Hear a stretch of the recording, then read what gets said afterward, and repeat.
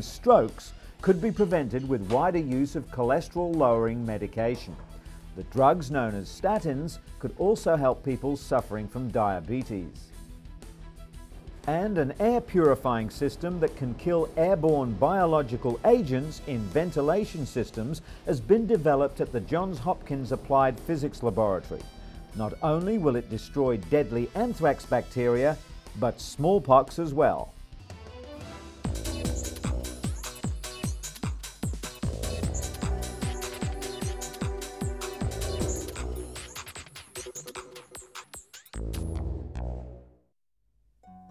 Our first story is about cooking with indoor fire. It's a way of life in many developing nations, but it's causing untold harm on respiratory systems. Findings show that women who regularly participate in cooking activities have exposure levels that are 2 to 4 times higher than men. They're also twice as likely as men to be diagnosed with acute respiratory infections. Locally manufactured improved efficiency stoves can reduce exposure to toxins by approximately 40%.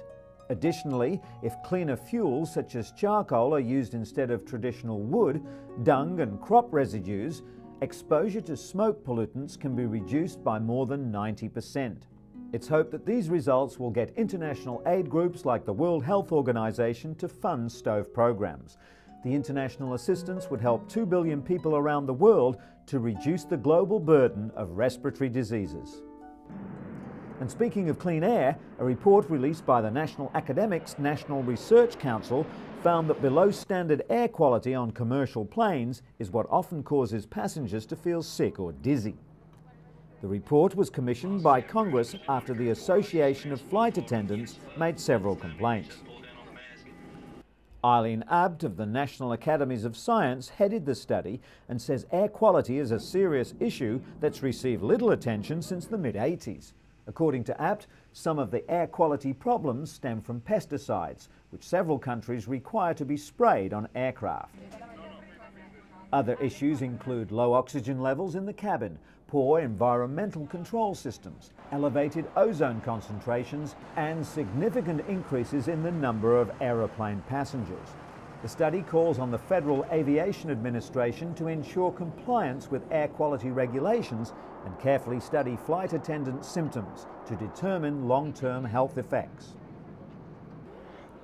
Gesundheit. When it comes to allergies and asthma, pollen in the summer months and inner-city pollution are often blamed. But in reality, the air in your home can be just as harmful, which is why more and more people are demanding so-called healthy homes. Building consultant Bill McCauley believes that underwrapping like this cuts airborne pollutants by 50%. It lets air out, but stops too much coming in. Allergists agree that managing the air in your home can reduce the chance of developing asthma.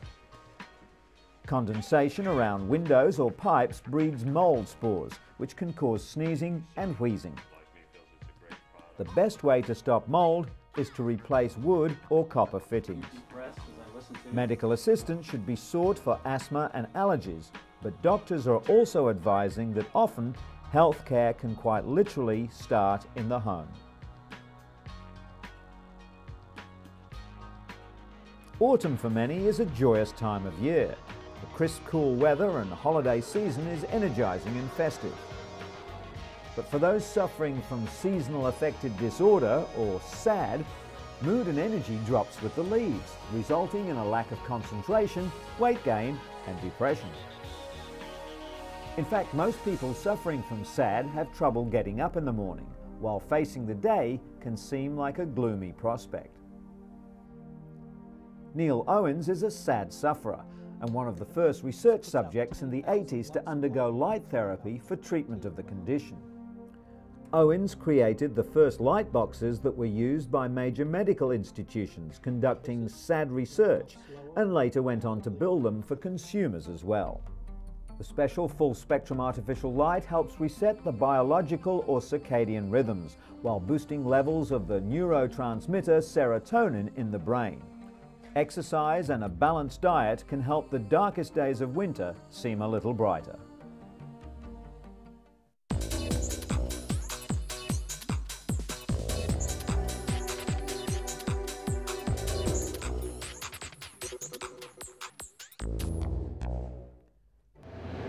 At first glance, the statistics don't seem so ominous. An estimated 163,000 people are infected with HIV or AIDS in Russia, a country of 147 million people. But experts fear the real figure could be 5 times higher. In anticipation of World AIDS Day, UN AIDS and the World Health Organization released the grim statistics, showing the former Soviet bloc now faces the fastest growing infection rate. The increased use of intravenous drugs is of key concern, as is the epidemic in the pediatric population. This hospital in St. Petersburg is the only one for HIV-infected children, abandoned by their mothers, mostly HIV-infected drug addicts. More than 80% of the reported cases are in people under 30. AIDS is now the 4th biggest killer around the world.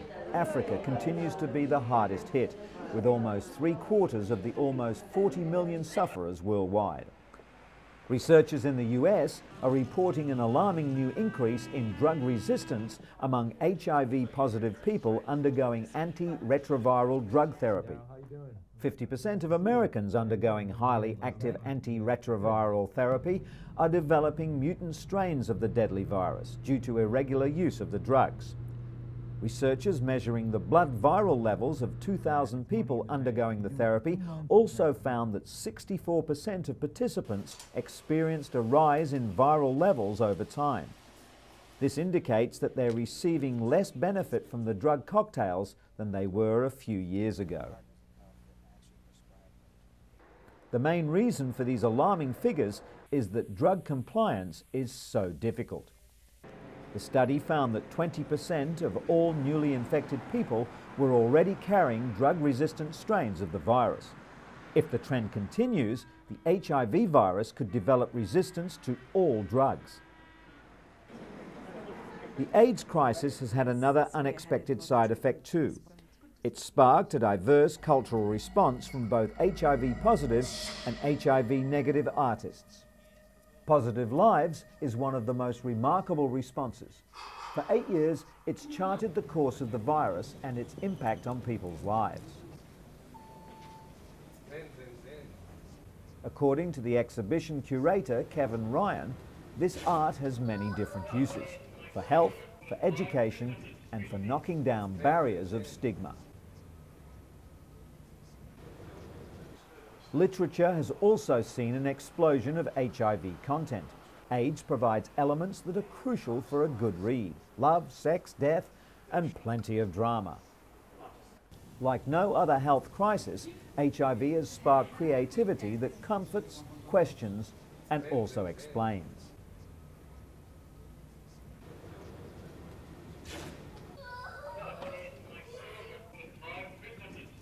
Art, homespun as well as highly sophisticated, continues to chart HIV/AIDS progress and reflect it onto a wider audience.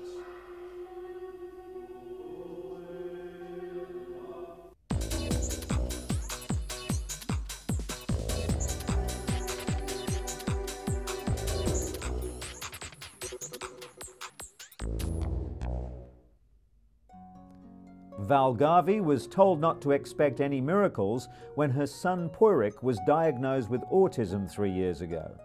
Doctors told her he'd never be able to form relationships, use his imagination, hold conversations, or even dress himself. Now 6, Poyrik can do all that and more.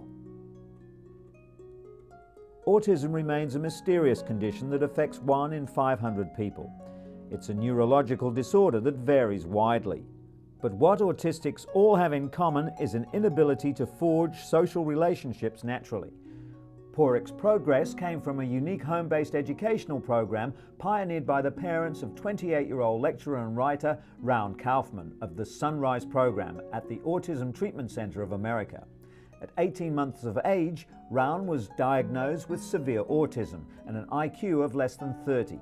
By the time he was 5, all traces of autism had disappeared. The Kaufmans realized that they had to get Raun's attention, so his parents joined him in his fun activities. The Garveys are now following the principles established by the Kaufmans 25 years ago. Through playing, Porik is learning to unlock his imagination, to communicate his desires, and above all, to build confidence. The Sunrise program doesn't offer a cure, but it provides the means for an autistic person to show the way in and for their parents to show the way out. For these youngsters in Beijing, studying is a constant uphill struggle. All of them are mentally handicapped to varying degrees. The Beijing Fortune School for Mentally Retarded Children is attempting to give these 50 children a brighter future. According to a recent survey, around 1% of children under 14 are mentally handicapped. That means that over 3 million children are in need of specialized education, but very few ever go to school. Two women, Professor Huang Yiping and Professor Mao Yuyan, teamed up to open this school in 1985. Professor Huang's daughter, Wang Wei, is now 25 and works in the school kitchen. Her proud mother is determined to give other children something her own daughter never had: access to proper care and education. The Beijing Fortune School has grown over the years. It now has a staff of 20, including 6 full-time teachers, and provides education for children aged 3 to 14. The school is privately funded and has developed its own teaching methods. There's much emphasis on recreational activities as well as the arts. It also provides in-house training for its teachers and support staff.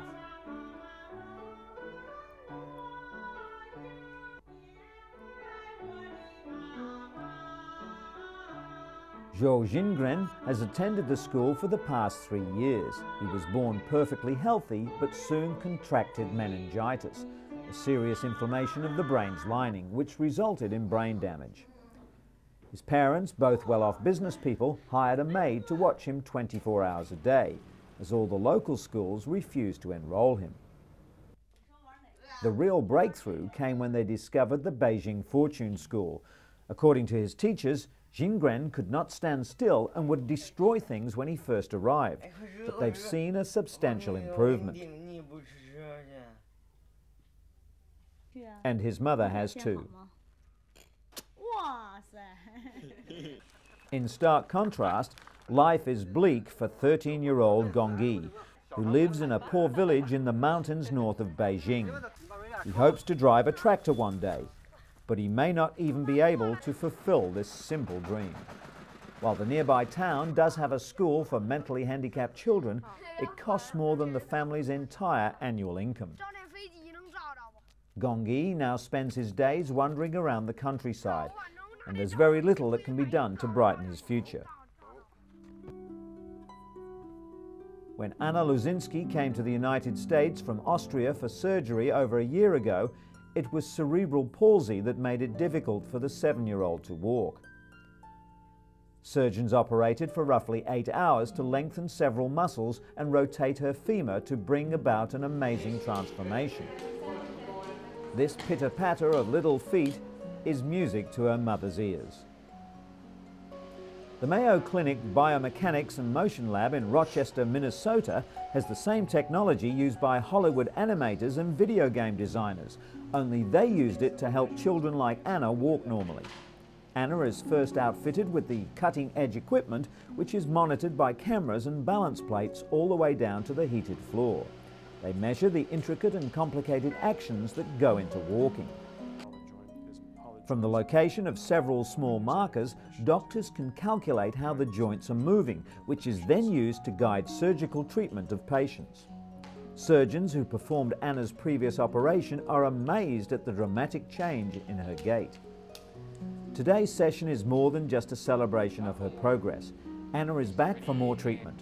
This computer-generated stick figure made in her likeness will help the surgical team plan her next procedure. It's the same type of software that perfected the legendary swing of Tiger Woods for a video golf game that's putting a swing in the step of youngsters like Anna.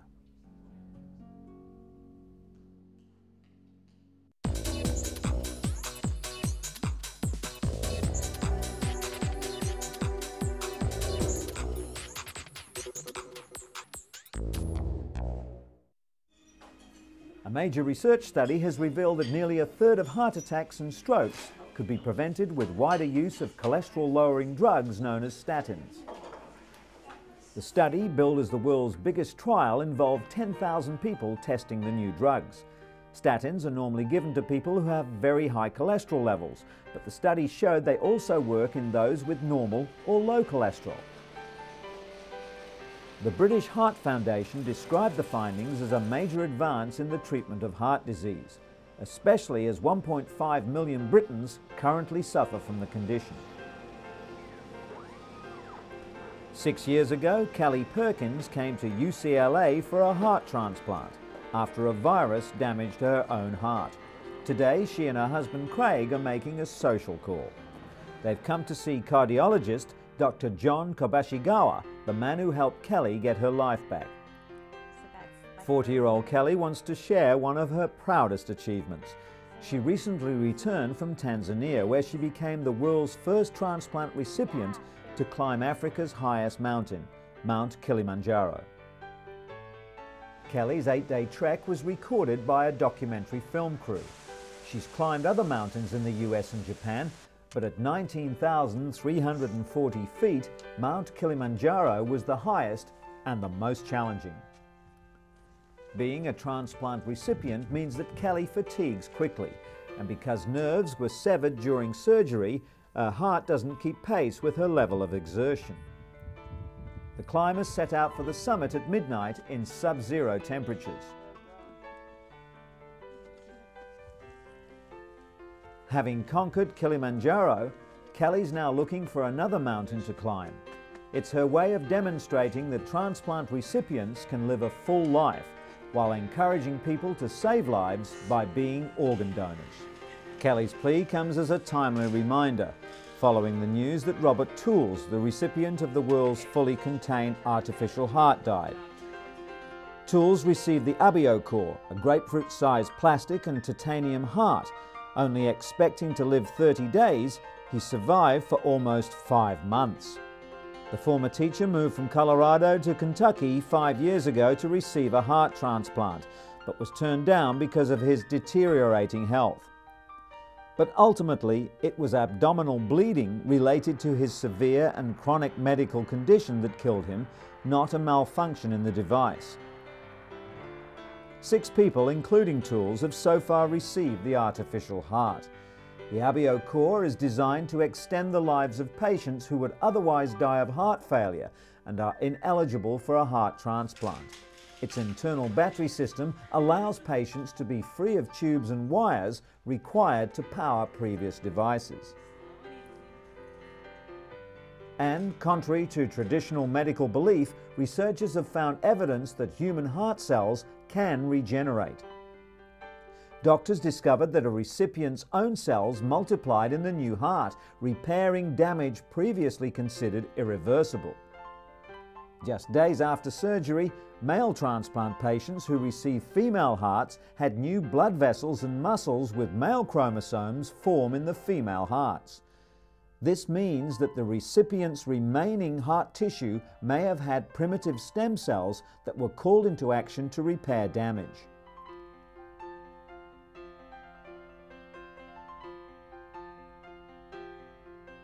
Scientists are now trying to harness the self-healing power of cardiac stem cells. Someday they could treat millions of heart conditions just by stimulating the body's own regenerative power.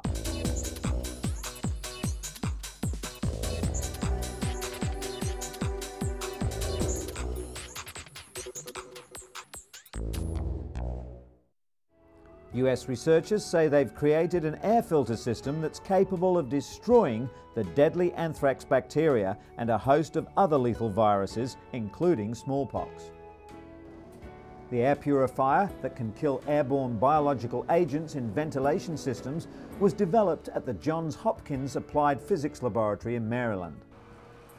Dr. Richard Potamber created the device out of an inexpensive commercial filter, then added the purifying system. The hybrid unit combines free radicals to help kill the viruses, with new technology known to neutralize airborne pathogens with ultraviolet light. To test the device, scientists piped in molecules that imitate viruses, bacteria and spores. After being run through the filter and cultured, the artificial contaminants were dramatically reduced to an almost undetectable level. In addition to killing anthrax spores, Dr. Potemba's device could help hospitals prevent the spread of infectious agents.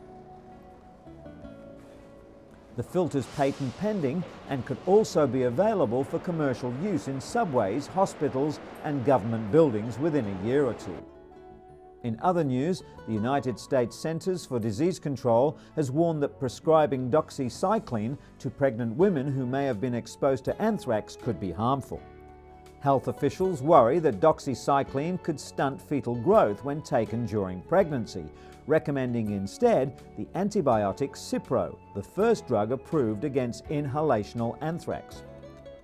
The latest health recommendations for pregnant women is the opposite of the recommendation issued by the CDC to the general public, who are now advised to use doxycycline over Cipro as the first drug of choice.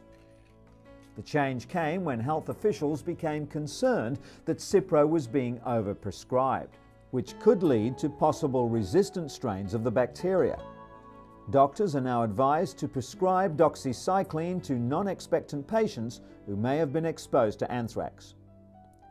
Although no clinical tests have been conducted, the CDC believes that Cipro is unlikely to pose any substantial risk to expectant mothers.